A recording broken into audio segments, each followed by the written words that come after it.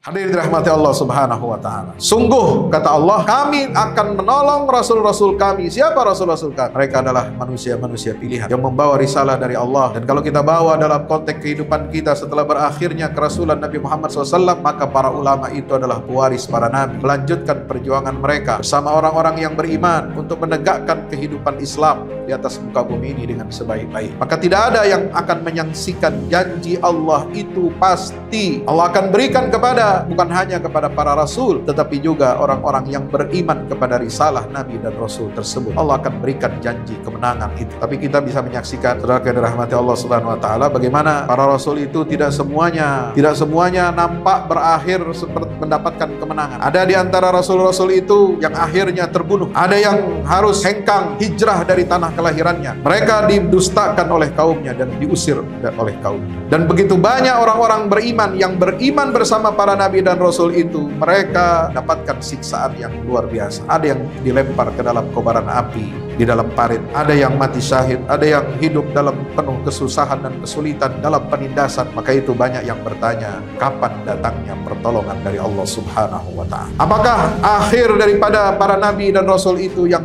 berakhir secara tragis atau mengiris-iris hati kita itu, apakah itu bentuk kemenangan dari Allah Subhanahu wa taala? Maka disinilah kita renungi apa yang ditulis oleh Said Qutb dalam tafsir fi Zilalil Quran, bahwasanya banyak di antara kita manusia ini yang tertipu, terpedaya melihat fenomena itu hanya mengambil kulit-kulit luarnya saja. Dia menilai dan membandingkan dengan menggunakan mikroskop yang kecil, dengan lensa yang kecil, dengan tempat yang terbatas, dan dia tidak menaruh atau tidak meletakkan masalah kemenangan atau kekalahan para nabi dan rasul ini dalam sebuah lensa yang besar, dalam sebuah cermin yang besar yang kemudian akan menyatukan seluruh perjuangan para nabi dan rasul. Hadirin yang dimuliakan Allah Subhanahu wa taala, beliau kembali menegaskan bahwasanya makna syahadat itu berarti kita pasti akan mendapatkan kemenangan dari Allah Subhanahu wa taala. Orang yang bersyahadat ini membawa risalah yang berat. Ketika kita mengatakan, mengucapkan asyhadu an la ilaha illallah wa asyhadu anna muhammadan rasulullah, itu bukan hanya syarat administratif kita dianggap sebagai seorang muslim. Lalu kita berkewajiban untuk menjalankan ajaran Islam. Lalu kita berhak untuk mendapatkan hak-hak yang sah diakui sebagai seorang muslim. Tapi ketika kita mengucapkan syahadat, kita mempersaksikan di hadapan Allah Subhanahu wa taala bahwa kita bersaksi tidak ada Tuhan kecuali Allah dan Muhammad Rasulullah SAW adalah utusan Allah. Berarti kita juga pada saat itu, di waktu yang bersamaan, kita sudah berikrar, sudah bersiap-siap diri bahwa kita akan mengamalkan syahadat itu. Kita akan meyakini sampai kita mati, dan kita akan memperjuangkan apa yang menjadi syahadat kita itu dalam kehidupan kita, baik dalam suka maupun duka, baik dalam keadaan lapang maupun sempit. Kita harus tetap jaga nilai-nilai keimanan kita itu, dan kita tidak boleh kompromi terhadap nilai-nilai tauhid yang kita bawa di atas pundak kita ini.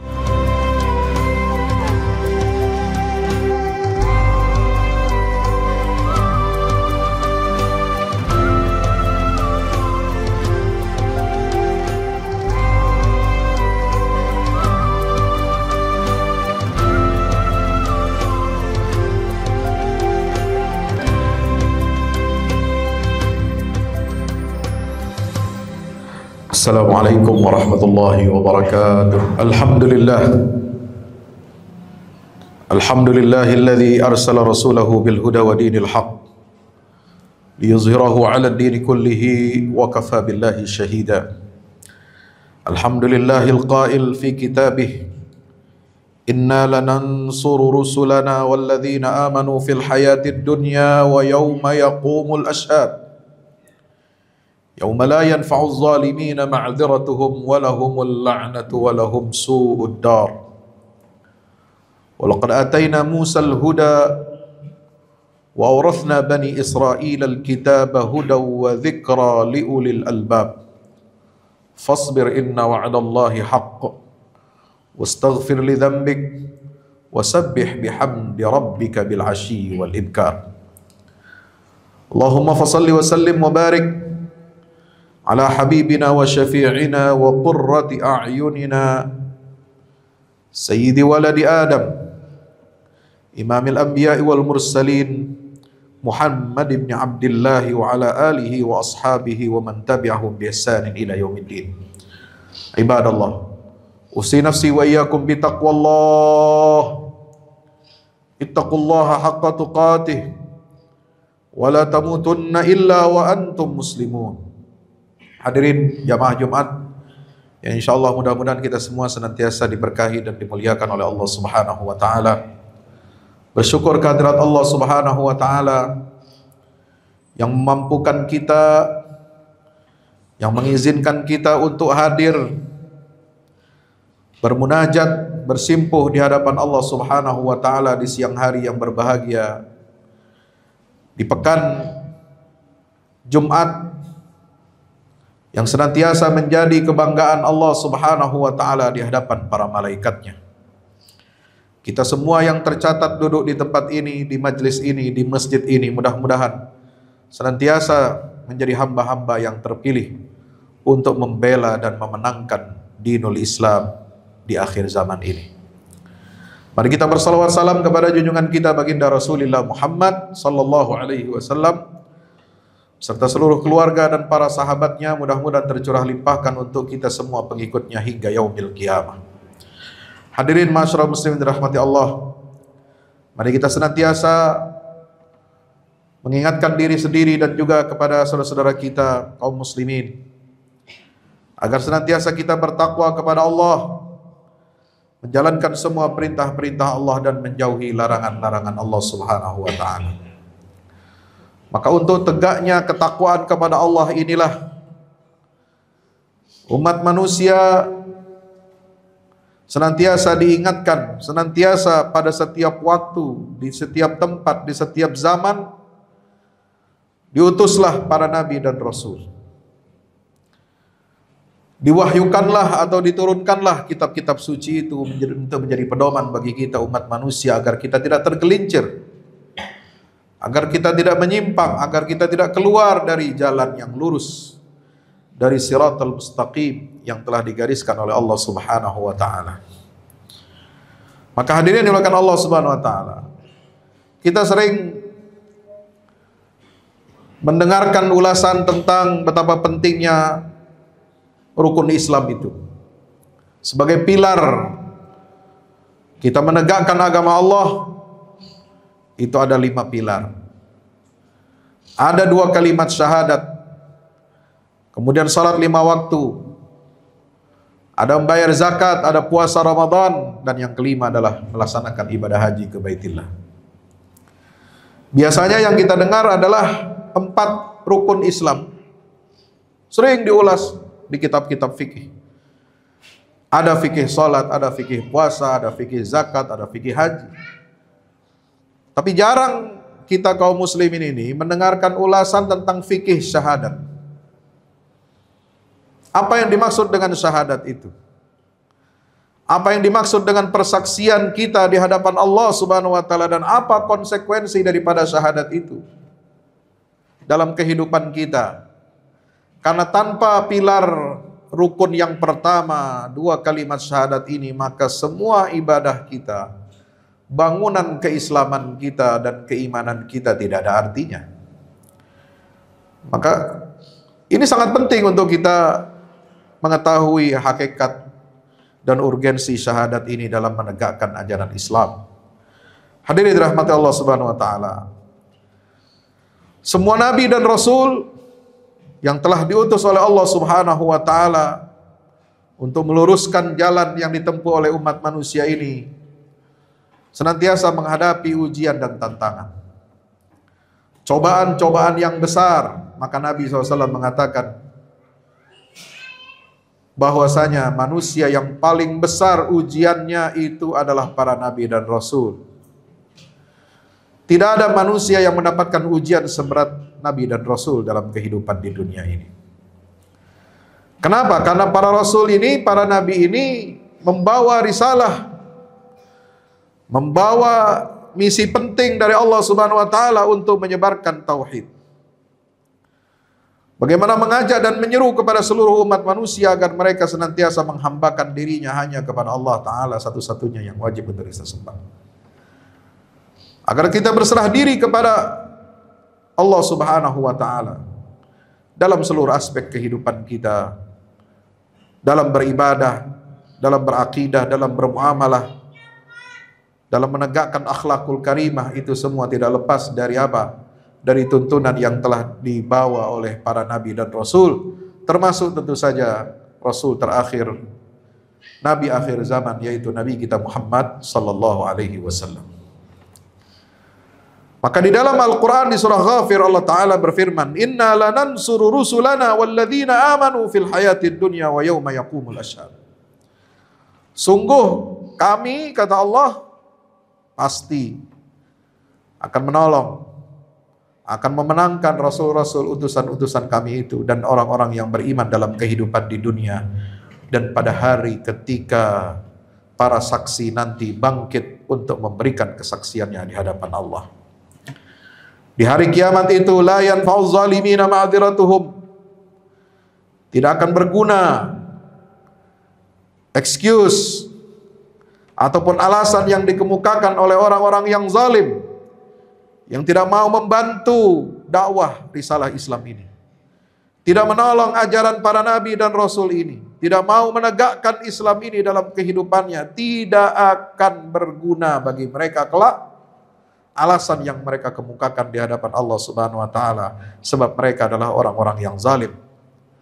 Bukan hanya tidak berguna alasan yang akan mereka kemukakan, tapi mereka justru akan mendapatkan walahumul la'nah, akan mendapatkan laknat dari Allah, terlempar dari rahmatnya Allah di surga. Padahal rahmat Allah 99 itu Allah berikan dia di hari akhirat. Surga itu 99 rahmat Allah Ta'ala. Satu rahmat itu dicurahkan di dunia ini, dalam kehidupan ini, termasuk berlaku untuk semua orang manusia. Apakah dia mukmin atau dia kafir, apakah dia muslim yang baik atau dia orang fasik atau munafik, semua mendapatkan rahmat Allah di dunia ini, tapi jumlahnya semuanya dibagi total itu cuma satu. Maka sisanya 99 rahmat Allah itu hanya untuk orang-orang beriman nanti di yaumil qiyamah. Sungguh sangat merugi, sungguh sangat nista kalau kita tidak kebagian 99 rahmat Allah nanti di yaumil qiyamah, saudara. Mereka juga akan mendapatkan sudar, tempat kembali yang buruk, yaitu di dalam neraka jahanam. Nauzubillah tsumma nauzubillah min zalik. Hadirin rahmat Allah Subhanahu wa taala. Ayat ini kata Asy-Syahid Said Qutb. Said Qutb ini seorang dai, seorang penulis kitab-kitab atau buku-buku keislaman yang sangat populer di era tahun 70-an dan 80-an. Beliau syahid, mati syahid di tiang gantungan di rezim militer Mesir pada tahun 1966. Yang hari kemarin 29 Agustus itu diperingati sebagai 58 tahun peristiwa syahidnya Said Qutb di tiang gantungan. Kenapa? Karena dia berjuang untuk menegakkan kalimat tauhid. Dia menolak untuk tunduk kepada taghut. Dia memperjuangkan risalah Islam ini dengan seluruh daya dan upaya, mengajak kaum muslimin untuk senantiasa bertauhid, mengisahkan Allah Ta'ala, dan bertahkim kepada syariat Islam yang sama-sama diwajibkan oleh Allah agar kita masuk ke dalamnya secara kafah. Ya ayyuhalladzina amanu udkhulu fis silmi kafah. Apa kata Said Qutb di dalam tafsir Fi Zilalil Quran mengenai ayat ini? Ini adalah sebuah respon yang sangat tegas dari Allah, yang sesuai dengan sikap yang sangat penting untuk kita garis bawahi. Bahwa manusia ini telah mengenal dari sejarah bagaimana akhir kesudahan yang hak dan yang batil. Bagaimana kesudahan yang hak dan batil itu di dunia maupun di akhirat. Bagaimana kesudahan Fir'aun yang hancur, mati ditenggelamkan oleh Allah ke dasar Laut Merah bersama seluruh bala tentaranya, itu terjadi di dunia. Itu adalah merupakan sebuah akhir yang tragis. Dan bagaimana Al-Quran menggambarkan di dalam Al-Quran itu, Allah Ta'ala menggambarkan di dalam Al-Quran bagaimana nasib Fir'aun di yaumil qiyamah, di hari kiamat nanti, ketika mereka Fir'aun dan bala tentaranya saling berdebat dan saling menjatuhkan satu sama lain di dalam api neraka. Hadirin dirahmati Allah Subhanahu wa taala. Sungguh kata Allah, kami akan menolong rasul-rasul kami. Siapa rasul-rasul kami?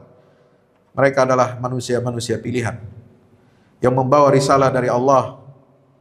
Dan kalau kita bawa dalam konteks kehidupan kita setelah berakhirnya kerasulan Nabi Muhammad SAW, maka para ulama itu adalah pewaris para nabi, melanjutkan perjuangan mereka bersama orang-orang yang beriman untuk menegakkan kehidupan Islam di atas muka bumi ini dengan sebaik-baiknya.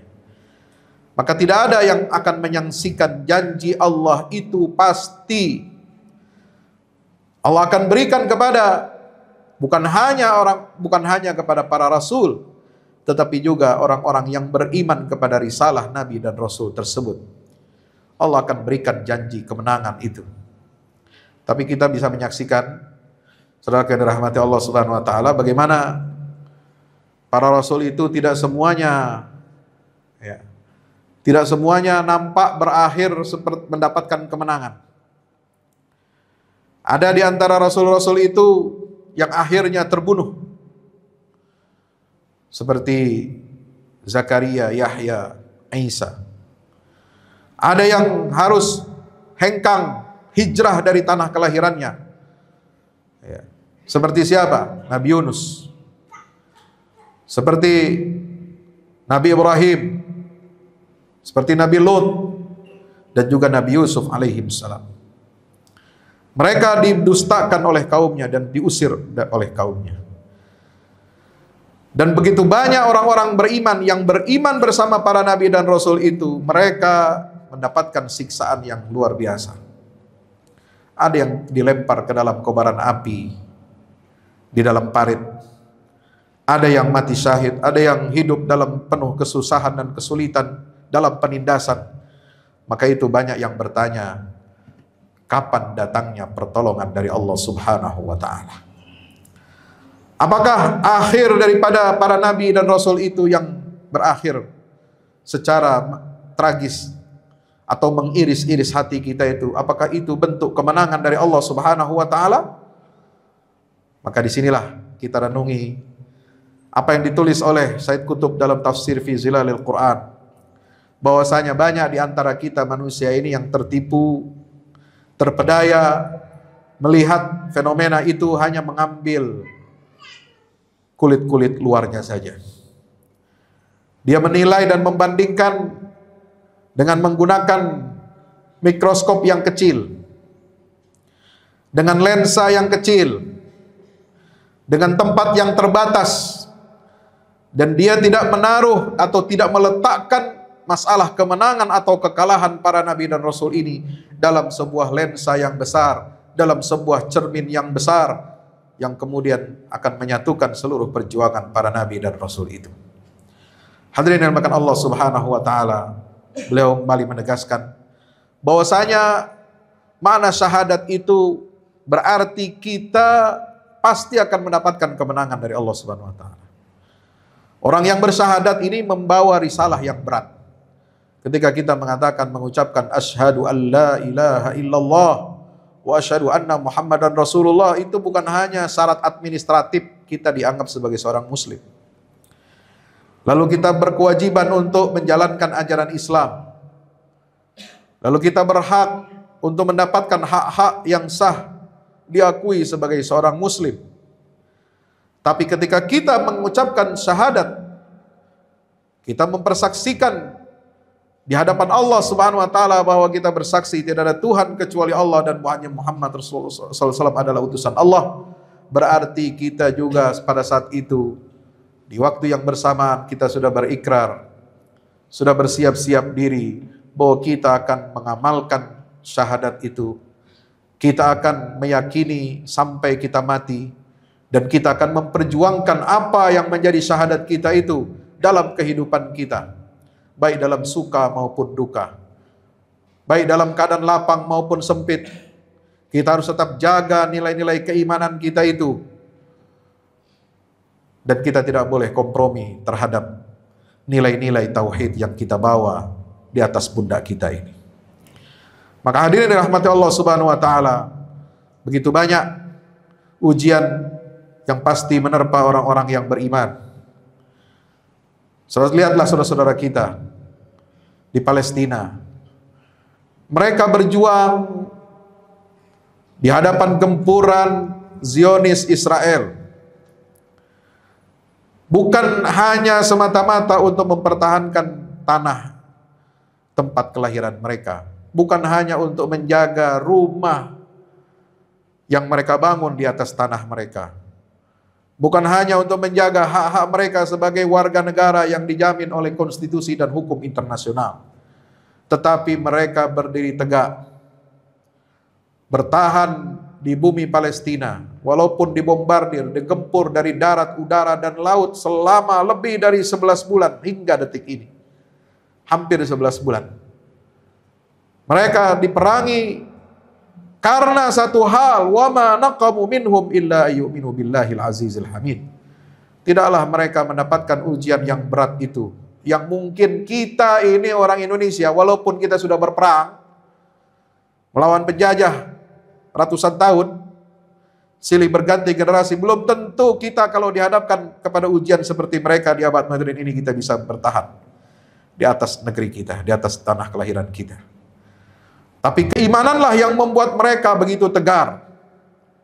Ketika seorang ibu kehilangan 2 orang putranya sekaligus, ketika seorang bapak kehilangan anak dan istrinya sekaligus, kita seorang pemimpin kehilangan 60 anggota keluarganya sekaligus, dan bahkan dia sendiri berakhir syahid, dibunuh oleh Zionis Israel ketika berada di luar negeri, di luar negaranya.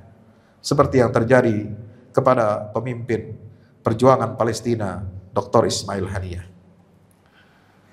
Mereka bertahan seperti itu, tidak lain karena apa? Karena menjaga wasiat baginda Rasulullah SAW. Karena menjaga ardul ribat, bumi ribat perjuangan Palestina. Karena menjaga tanah dan bumi yang suci yang diberkahi oleh Allah Subhanahu wa taala. Tempat Isra dan Mi'rajnya Rasulullah SAW. Kiblat pertamanya umat Islam. Menjaga masjid kedua yang dibangun di atas muka bumi ini setelah Masjidil Haram, dan menjaga tanah suci ketiga umat Islam. Begitu berat perjuangan itu, saudaraku. Demikian pula umat Islam yang diintimidasi, dipersekusi, dan dihancurkan kehormatan hak-hak hidupnya, baik itu di Sudan, di Syria, di Uighur, di Rohingya, dan lain sebagainya. Kita masih diperlihatkan hal-hal seperti itu. Untuk apa? Untuk kita bisa membayangkan dan membandingkan bagaimana peristiwa-peristiwa, ujian-ujian keimanan seperti itu yang menimpa dulu Ashabul Kahfi, Ashabul Ukhdud. Bagaimana Nabi Ibrahim dilemparkan ke dalam kobaran api yang besar. Bagaimana Nabi Lut dilempari batu oleh kaumnya. Bagaimana Nabi Muhammad SAW hendak dibunuh oleh kaum musyrikin Quraisy, dilempari batu dari Taif sampai ke Makkah, dan begitu banyak barisan perjuangan yang kemudian mereka belum memetik hasil kemenangan yang nyata itu dalam masa kehidupan mereka. Berapa banyak pejuang dan pahlawan yang mati sebelum dia melihat negeri dan bangsanya merdeka dari penjajahan asing. Tapi itu bukan berarti mereka telah kalah. Tidak berarti para nabi dan rasul itu sudah kalah. Tidak berarti pahlawan-pahlawan kita yang mati sebelum kita proklamasikan kemerdekaan kita, bangsa ini sudah kalah. Tidak. Tapi itu semakin membuktikan kepada kita bahwa perjuangan itu memang menjadi sebuah keniscayaan. Untuk apa? Untuk merealisasikan janji Allah Subhanahu wa taala, "Inna lanansuru rusulana walladzina amanu fil hayatid dunya wa yauma yaqumul ashhad." Maka Sayyid Qutb mengatakan, "Kam min syahidin makana yamliku ayyan sura aqidatahu wa da'watahu walau 'asha alfa 'amin kama nasaraha bistishhadi." Berapa banyak rasul, nabi, para orang saleh dan syuhada yang mati, padahal sebelum dia tidak mungkin untuk memenangkan agamanya dan dakwahnya meskipun dia bisa hidup 1000 tahun. Belum tentu. Walaupun dia diberi umur 1000 tahun. Walaupun dia diberi umur ratusan tahun, belum tentu juga dia pada masa hidupnya itu dia bisa melihat kemenangan itu. Kama nasaraha bistishhadi, sebagaimana dia bisa memenangkan pertarungan akidahnya itu justru dengan kesyahidannya, dengan kewafatannya. Kenapa demikian? Wa ma kana yamlik an yuwaddi'al quluba minal ma'anil min aywaddi'al quluba minal ma'anil kabirah wa yahfizul ulufa ila al-a'malil kabira bi khutbatin mithli khutbatihi al-akhirah allati yaktubuha bidami. Dan tidak mungkin juga ada seorang pahlawan itu bisa meninggalkan kesan-kesan yang begitu mendalam dalam hati jutaan orang, menggerakkan ribuan orang untuk berbuat besar, yang hanya bisa dilakukan itu dengan apa? Dengan satu khutbah yang terakhir yang dia tulis dengan tinta darahnya. Tinta darah para syuhada itulah yang kemudian menjadi penggerak bagi seluruh anak-anak dan cucu-cucunya dari anak bangsa itu, yang kemudian menjadi katalisator untuk mempercepat meraih kemerdekaan di masa-masa yang akan datang.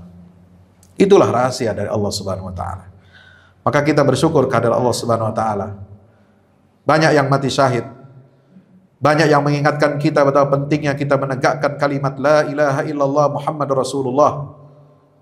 Bukan untuk kita ratapi, bukan untuk kita sedih ditinggal oleh mereka, tetapi justru inilah yang akan membangkitkan semangat dan spirit bagi kita untuk terus memperjuangkan hak-hak kita kaum muslimin demi tegaknya dinullah di atas muka bumi ini.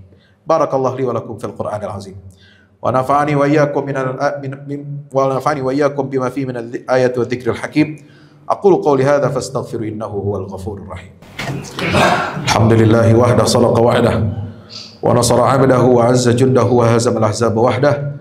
Asyhadu an la ilaha illallah wahdahu la syarikalah wa asyhadu anna Muhammadan 'abduhu wa rasuluhu la nabiyya wa la rasula ba'dah. Allahumma salli ala Muhammad wa ala ali Muhammad. Assalatu wassalamu alayka ya Rasulullah. Ibadallah. Usi nafsi wa iyyakum bi taqwallah. Ittaqullaha haqqa tuqatih wa la tamutunna illa wa antum muslimun. Dalam kesempatan pesan terakhir di khutbah Jumat kali ini, saya ingin mengingatkan kepada jamaah sekalian bahwa tantangan kita untuk membela kesucian dan kehormatan Masjidil Aqsa semakin besar. Terakhir, beberapa orang menteri kabinet Zionis telah menyatakan perang terbuka yang menjadi simbol akan hadirnya perang agama. Jadi perang agama itu bukan sesuatu yang mustahil.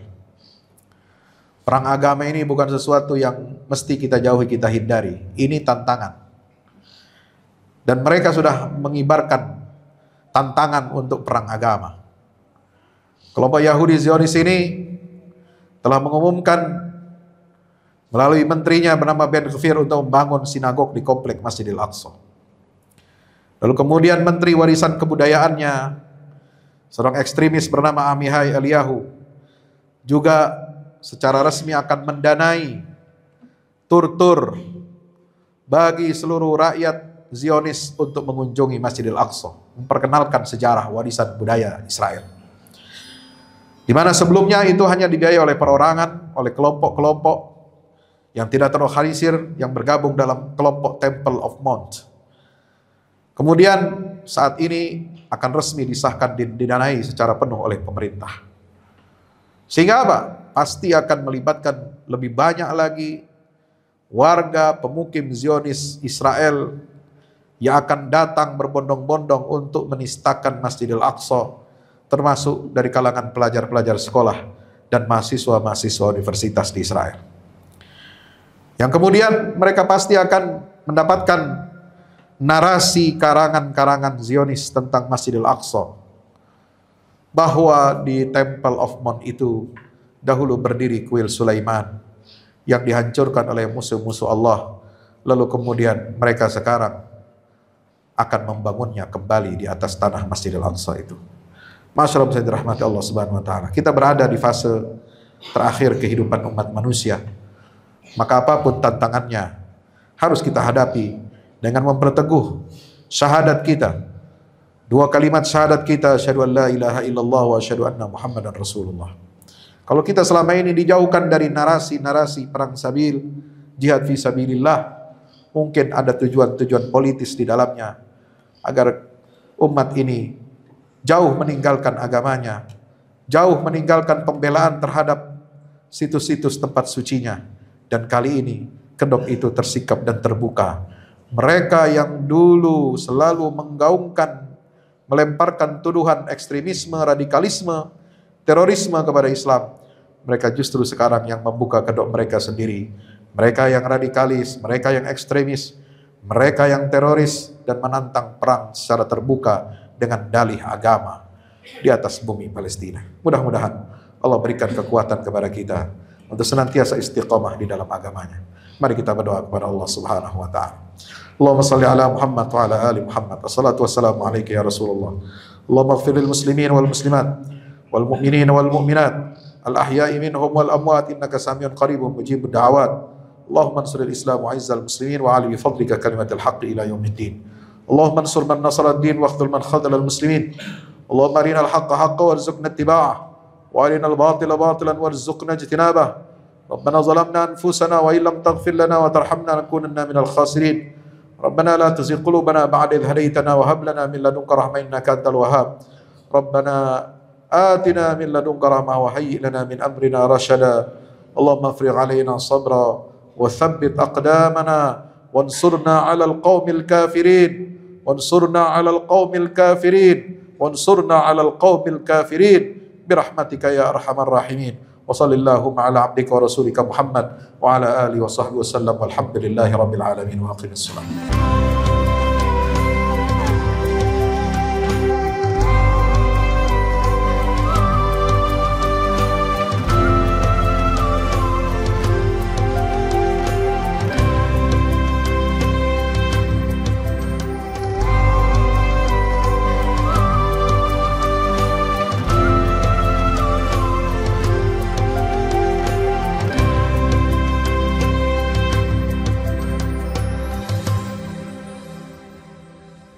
Assalamualaikum warahmatullahi wabarakatuh. Tahniah barakallahu fikum untuk guru kita semua, Kiai Haji Fahmi Salim LCMA. Masya Allah tabarakallah, launching 2 buku Al-Mukarram, buku Wahai Anakku dan Runtuhkan Zionis. Dan selamat tahniah juga untuk peresmian gedung Al-Fahmu Institute Pusat Dakwah Al-Quran pada 26 Sya'ban hari Kamis 1445 Hijrah bertepatan dengan 7 Maret 2024. Saya, adik kelas Ustadz Fahmi Salim di Mesir, merasa ikut bahagia, ikut senang. Sekali lagi tahniah, ajmal at-tahani, ungkapan selamat yang terindah untuk Kiai Haji Fahmi Salim LCMA. Barakallahu fikum. Wassalamualaikum warahmatullahi wabarakatuh.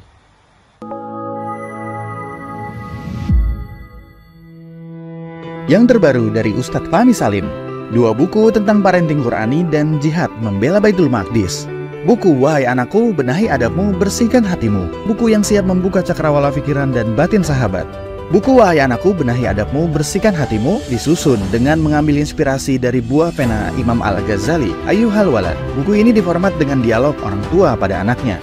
Meski begitu, dialog ini bisa dibaca secara umum bagi para calon orang tua untuk anak-anaknya kelak.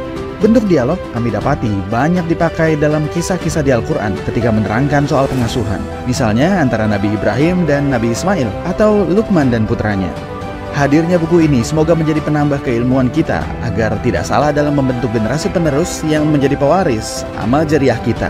Meninggalkan mereka, anak-anak kita sebagai investasi amal soleh yang akan terus mengalir kepada kita. Dapatkan buku Wahai Anakku, Benahi Adabmu, Bersihkan Hatimu segera.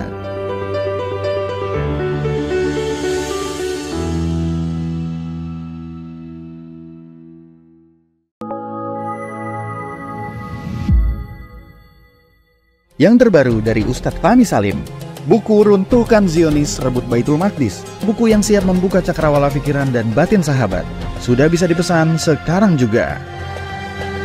hasil yang dicapai para mujahidin dalam pertempuran Badai Al-Aqsa 7 Oktober 2023 memiliki arti penting ataupun nilai strategis, bukan hanya dalam pembuktian bahwa kekuatan Israel bisa dikalahkan bahkan oleh pihak yang memiliki persenjataan jauh di bawahnya, melainkan juga dalam menyadarkan dunia Islam, terutama para pemimpinnya yang memilih menjadi penonton ketimbang membantu sesama saudaranya.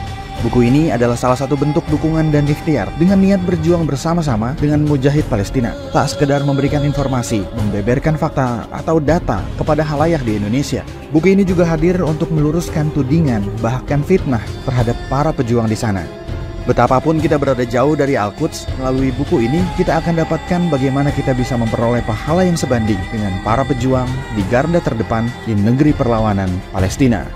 Dapatkan buku Runtuhkan Zionis Rebut Baitul Maqdis segera.